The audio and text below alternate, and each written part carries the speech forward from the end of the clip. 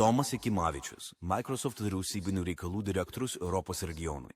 Jo patirtis apima tiek aukščiausio lygio technologijų politiką, kiek Lietuvos atstovavime ES darybose. Šiandien jis padeda formuoti skaitmeninės Europos ateitį, tiek iš verslo, tiek iš viešojo sektoriaus perspektyvos. Labadiena, sveiki visi. Labai malonus pristatymas ir labai dosnus. Visų pirma, norėčiau padėkoti ryšių reguliavimo tarnybai už tokį malonų kvietimą dalyvauti. Visą laiką malonu grįžti į Vilnių ir ne tik tai grįžti, bet ir daryti pristatymą savo gimtąją kalbą. Šiandien norėčiau pakalbėti iš tikrųjų apie tai, kokios yra tendencijos skaitmeninių technologijų rinkoje, ne tik tai nacionalinėme, galbūt regioniniame, bet tuo pačiu ir globaliame kontekste ir tuo pačiu pakalbėti ir apie ateities iššūkius, kurių tikrai nemažėja, bet daugėja ir buvo prašoma pasidalinti įžvalgomis, tai stengsiuosi pateikti kelias ir galbūt kažkokį tai testinumą padaryti su prieš tai buvusiam prezentacijom. Pirmiausia, prieš pradedant tas įžvalgas noriu pasidalinti įdomių faktų. Atstovauju Microsoft kompaniją, kuri rytoj švęs savo 50-metį.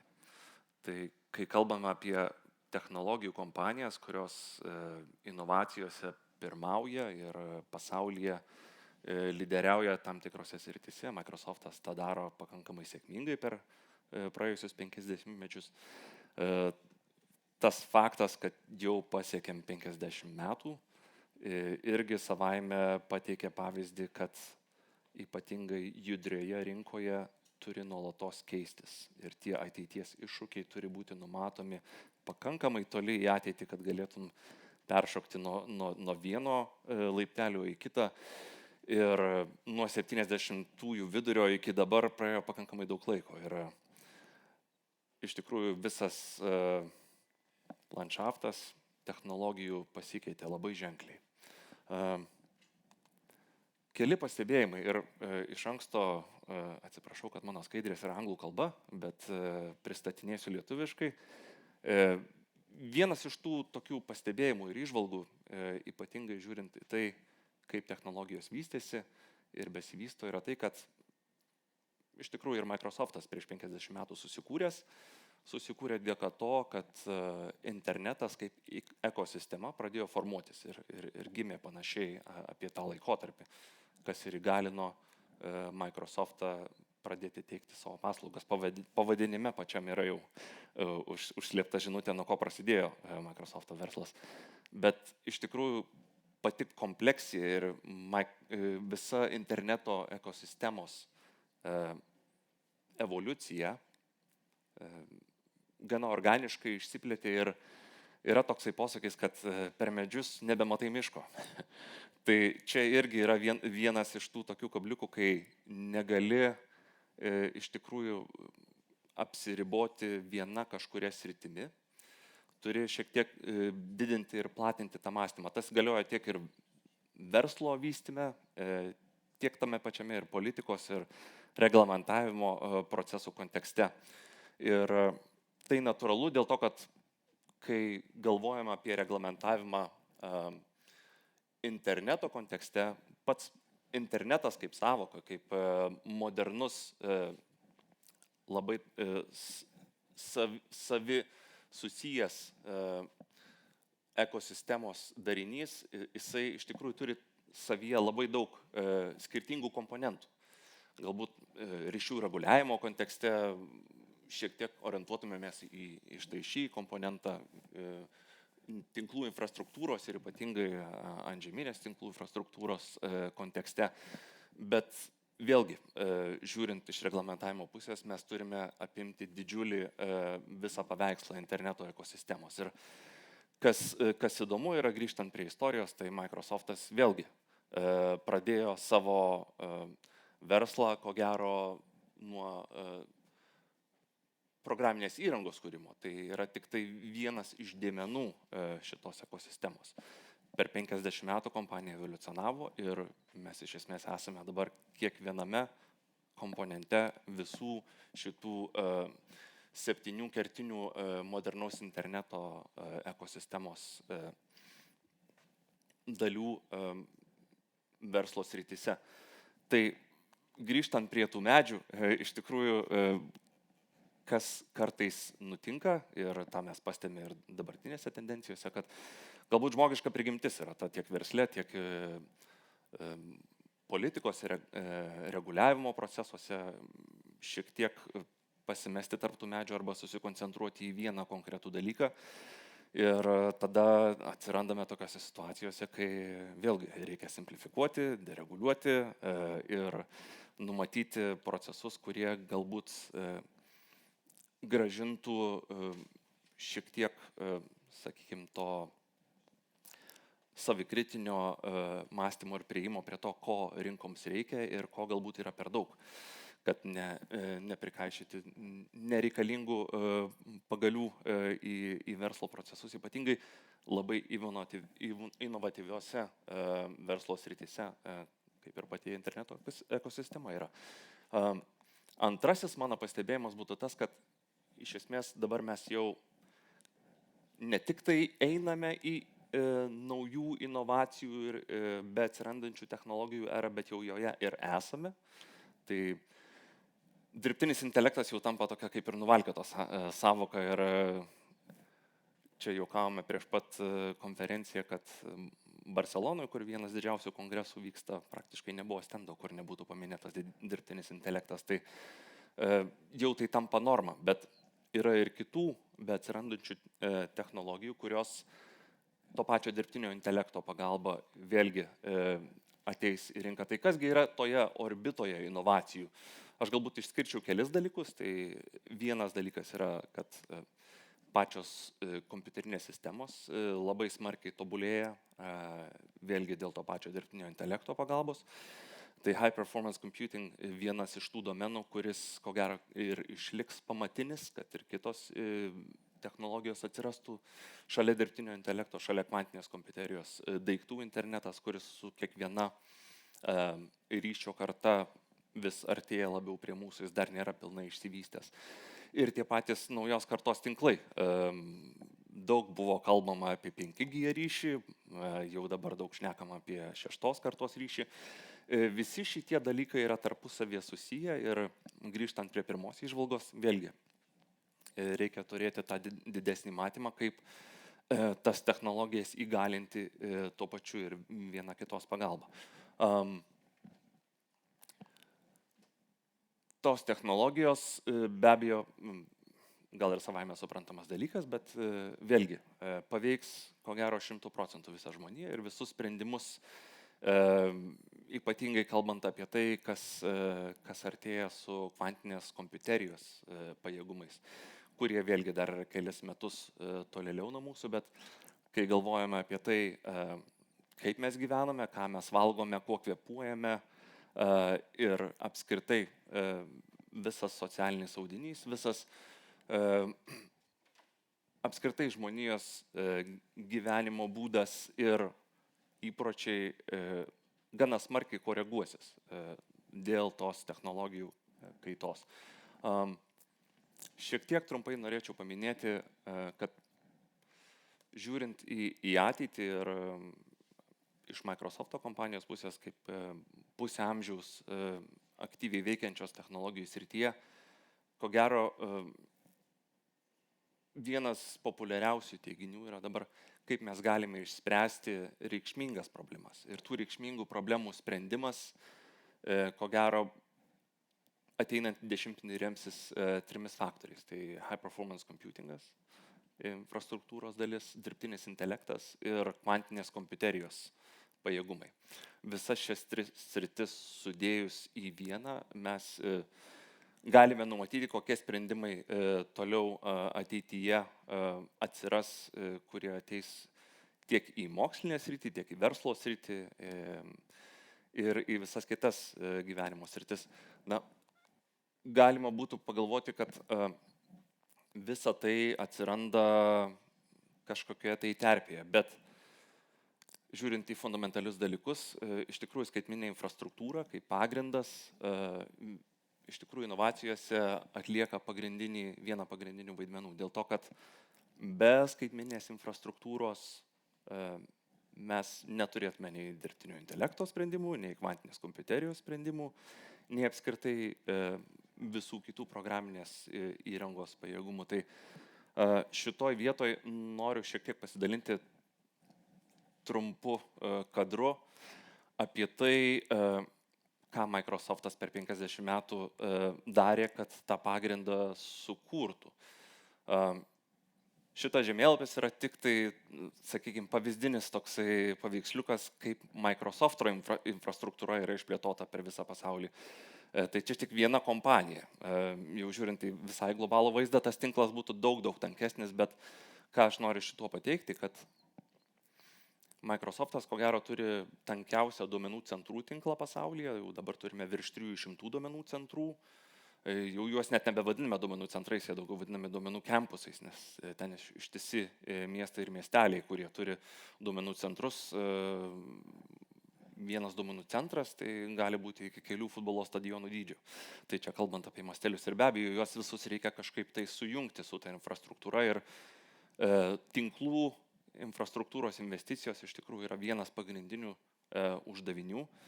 Kad tą pasiekti ir tuos 300 duomenų centrų tarpusavyje sujungti, mes išplėtojame jau dabar, čia šiek tiek pasenusi žinutė, bet jau dabar netoli 400 000 kilometrų tiek povandeninės, tiek antžeminės infrastruktūros yra išvystyta. Ir galbūt atkreipėte į tendenciją, kad be abejo, kompanija yra gimusi Amerikoje, tai Amerikoje yra daug tos infrastruktūros, bet antras regionas po Amerikos yra Europa. Ir tai yra natūralu dėl to, kad Europa ir Amerika yra vieni arčiausių prekybos partnerių ir vėlgi skaitmeninėje rinkoje didžiausia transakcijų dalis vyksta būtent skaitmeninės infrastruktūros pagrindu ir apskritai 99% visų duomenų vėlgi vaikšto tinklų infrastruktūros pagrindu. Tai šitų ryšių tarp kontinentų, tarp vandenynų, povandeninės infrastruktūros tik tai daugės. Tai čia yra viena iš tų tendencijų. Taip pat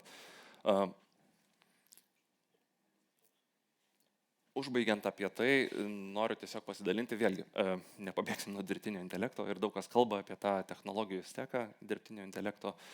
Tai tą tezę noriu užbaigti tom, kad iš tikrųjų turi turėti tą pagrindą energetinės infrastruktūros ir ryšių ir viskas toliau statoma ant to. Ir su kolegomis Briuselėje ir kitose regionuose diskutuojame apie tendencijas regionų, tai kai kalbam apie šitą steką dirbtinio intelekto, Amerikoje kalbam apie tai, kad norint būti sėkmingų tame versle, reikia daug inžinierių samdyti ir plėsti verslą nuo to. Kad būti sėkmingų Europoje, turi samdyti daug teisininkų. Dėl to, kad reglamentavimo kiekis ir teisinių aktų kiekis yra iš tikrųjų labai eksponentiškai išdidintas, sakykime, ir dabar kalbame apie aktus, atrodo, kad viskas yra aktas, dirbtinio intelekto aktas, skaitmeninių tinklų aktas, tai ištisą spektaklį turim su labai daug norinčių užimti pirmą rolę žvaigždės tuose aktuose ir galbūt iš tikrųjų, ką Eglė minėjo prieš tai, labai sveikintina, kad komisija eina šiek tiek prie to mąstymo, kaip galima būtų simplifikuoti tą reglamentavimą. Perėsiu prie 4 savo įžvalgos. Kadangi konferencija yra nuo telko iki techo, tai norisi šiek tiek giliau pažvelgti į telekomunikacijų sritį. Ir iš tikrųjų labai smagu pasižiūrėjusi statistiką, kad telekomunikacijų industrija yra viena pirmaujančių apskritai inovacijų diegime, ypatingai su kiekvienos naujos kartos ryšio atėjimu. Tai tą galime matyti ir mobiliojo ryšio tinkluose ir apskritai žiūrint į tendencijas, yra tas toksai 10 metų laikotarpio laipsniškas perėjimas nuo vienos generacijos iki kitos ir pasižiūrėjus, kas įvyko nuo 80-ųjų, kai atsirado pirmos kartos ryšys, iki dabartinių dienų, kai jau gyvename 5G ryšio kartos diegime, be abejo, dar daug darbų reikia nuveikti, kad jisai būtų pilnai išplėtotas tiek Lietuvoje, tiek ir visoje Europoje ir apskritai kalbant apie pasaulį. Nedaug yra dar vietų globaliame kontekste, kur galima pilnai tvirtai pasakyti, kad 5G ryšys jau yra pilnai įdėktas. Nekalbant apie 6G ryšį, kuris jau visose pristatymuose ir prezentacijose yra įvardyjimas kaip jau sekantis uždavinys. Tai ką įdomu pastebėti, tai yra, kad telekomunikacijų ir medijos sektorius, iš tikrųjų, kas liečia dirbtinio intelekto įsisavinimą ir sprendimų įdėgymą, yra pirmaujantis ir kiekvienas investuotas euras ar doleris atsiperka beveik 4 kartus. Tai iš tikrųjų yra didžiulis verslo paskatinimas, kad tos inovacijos būtų diegiamos pakankamai greitai ir kad būtų galima telekomunikacijų sritį taip pat šiek tiek pastumėti į tą inovatyvę kryptį. Ar ne? Mano paskutinis pastebėjimas prieš užbaigiant ir įžvalga yra apie tai, kad visas grėsmių teatras, visas landscape'as iš tikrųjų nuolatos kinta. Tai čia gal vienintelė konstanta yra, kad pokytis yra nuolatinis. Ir pasidalinsiu keliomis įžvalgomis apie tai apskritai, kokie yra iššūkiai tame. Užsiminiau apie tai, kad Microsoftas jau 50 metų gyvuoja. Daug kas klausia, kas apskritai yra Microsofto kompanija, dėl to, kad kai pasakai Google, tai paieška, Apple'as, tai telefonai, Meta, tai socialiniai tinklai ir klausia, kas yra Microsoftas. Tai Microsofto misija, ko gero, geriausiai tą apibrėžia, nes mes kalbame apie tai, kaip įgalinti kiekvieną žmogų ir kiekvieną organizaciją planetoje pasiekti daugiau. Tai atsiremia ne tik tai į infrastruktūrą, į paslaugas skaitmeninės, bet ir į kibernetinį saugumą. Tai iš tikrųjų mes turime pakankamai didelius kibernetinio saugumo pajėgumus ir per eilę metų atkreipėme dėmesį, kaip visame kontekste perėjimas įvyko nuo kibernetinių atakų, kurios buvo, sakykime, privačių organizacijų iniciatyva, daugiau į valstybės finansuojamų arba netgi valstybės aparato, tam tikrų žvalgybų, pakankamai stipri atšaka. Tai čia yra vienas iš tokių, sakykime, klestinčių kibernetinių grėsmių sričių, kurios labai greitai plinta ir ypatingai, kas liečia didelės nedraugiškas valstybės, tai galim pasakyti, kad vyksta atakos ne tik tai valstybė prieš valstybę, bet ir valstybė prieš privačius veikėjus, tame tarpe ir Microsoftas. Nėra paslaptis, kad mes irgi labai ženkliai prisidėjom prie to, kad Ukrainos skaitmeninė infrastruktūra nenustotų veikti ir daug valstybinio aparato sprendimų ir sistemų buvo perkelta į duomenų centrus už Ukrainos ribų, dėl to, kad kinetinio karo atveju nebūtų nutraukta ta veikla. Tas turėjo tam tikrų atgarsių ir Microsoftas irgi susilaukė labai daug dėmesio iš tam tikrų struktūrų, kurios bandė kibernetinėmis atakomis sustabdyti mūsų tą veiklą. Tai čia vienas dalykas, bet iš esmės, žiūrint į visą tą landscape'ą, yra daug be atsirandančių tų aktorių, kurie tarpusavę, sakykime, gana smarkiai bendradarbiauja. Iš mūsų pastebėjimų, tai galėčiau pasakyti, kad perinant prie konkrečių dalykų, mes turime savo grėsmių žvalgybos centrą, kuriame dirba pilnu etatu apie 34 000 kibernetinio saugumo inžinierių ir specialistų. Bendradarbiavime su apie 15 000 kibernetinio saugumo kompanijų per visą pasaulį ir tai darome dėl to, kad ta visa infrastruktūra, kur paveikslėlį parodžiau prieš tai globaliame lygmenyje, tikrai užtrunka daug pastangų apsaugoti. Tai kiekvieną dieną, labai įdomus pastebėjimas, mūsų sistema dirbtinio intelekto pagalba sugeba apdoroti 78 trilijonus signalų. Trilijonus. tuos signalus perfiltruojant be abejo atrandamos tendencijos, kaip per visas sistemas interneto infrastruktūroje tos grėsmės ateina iki pačių vartotojų. Labai trumpai apie povandeninius kabelius, ko gero labai aktualu Baltijos jūros regione. Tikrai labai jautri sritis. Paminėčiau galbūt 3 dalykus pagrindinius. Vienas yra, kad jie yra ypatingai jautrus sabotažo atvejais ir tų nutrauktų povandeninių infrastruktūrų sutrikdymo atstatymas užtrunka tikrai pakankamai ilgą laiką. Tai vienas dalykas, ką galbūt būtų galima ir ne tik tai versle, bet ir viešajame sektorėje apsvarstyti, tai kaip padidinti tų atstatymo pajėgumų dydį ir tai atsiremia į tam tikrų laivybos pajėgumų kaštus. ES apie tai galvoja taip pat. Mes taip pat kalbame su ES ir tiek pat su NATO struktūromis, kurios mato ryšį bendradarbiauti šitoje srityje. Tai tas yra labai svarbu. Ir be abejo visi reguliavimo barjerai, kurie galbūt irgi turėtų būti peržiūrėti, kad būtų galima daugiau tos infrastruktūros išplėtoti per trumpesnį laiką. Tai čia vienas iš tų dalykų, kas iš tikrųjų ir padidintų atsparumą, kuo daugiau tos infrastruktūros turime alternatyvios, ar ne?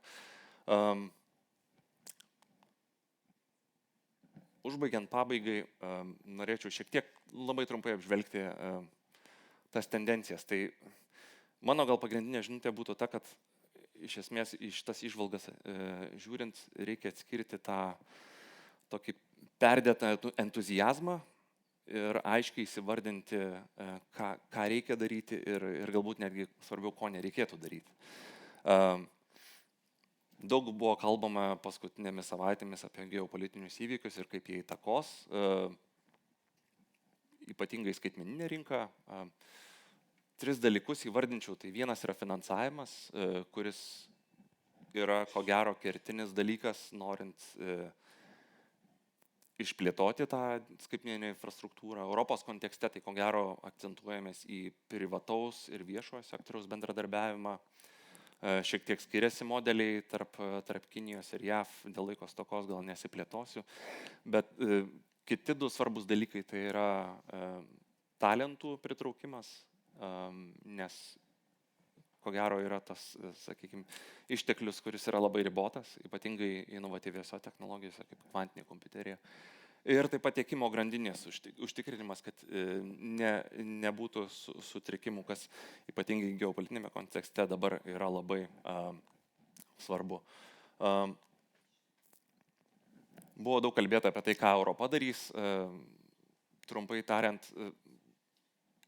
per ateinančius 5 metus, ko gero, fokusuojamasi bus į dabartinių teisės aktų įgyvendinimą, konkurencingumo didinimą ir suverenumas.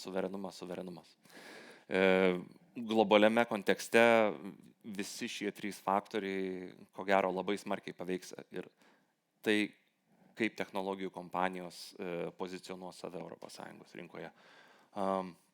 Kaip mes galime dirbti kartu, čia galbūt paskutinė mano įžvalga iš viso to, tai yra, kad visų beatsirandančių ir ateinančių inovacijų kontekste, ko gero, labai sunku būtų pulti ir tiesiai nerti į reglamentavimą ir politikos formavimą be žinių ir įsisavinimo, ką tos technologijos gali daryti, kokie yra jų pavojai, kokie yra jų